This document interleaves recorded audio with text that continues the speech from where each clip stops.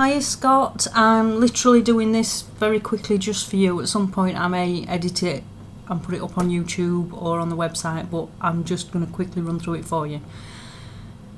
Once you get into Kindle Direct Publishing and you've got your account set up, you'll be able to use this button here to add a new title.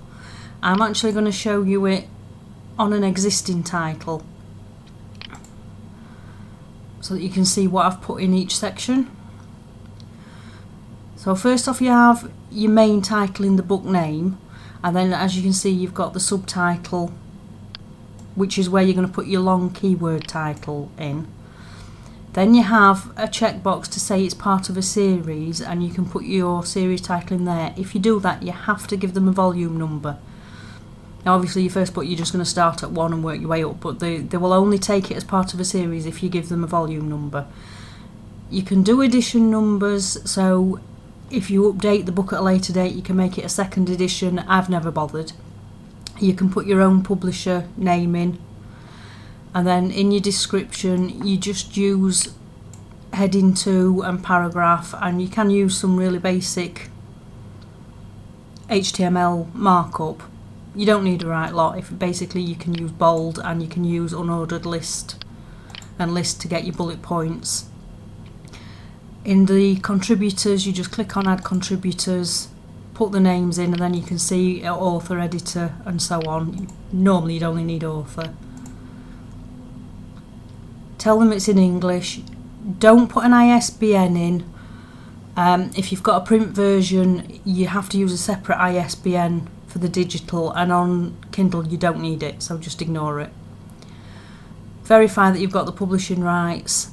If you put it into a juvenile category it'll ask you for a minimum and maximum reading age range, but that is only if it comes up in a juvenile category, so don't worry too much about that.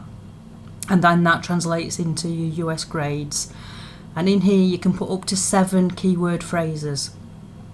So as you can see I tend to go for 2 or 3 word keywords, except on something like that where it's a foreign language word that's actually relevant. And then you just keep working down the page.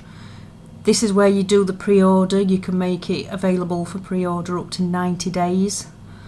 I've only ever done it for 30, but be very careful with that because you have to have the final manuscript uploaded 10 days before the launch date, otherwise you lose the ability to pre-orders for 6 months, or it might even be a year, I'm not sure.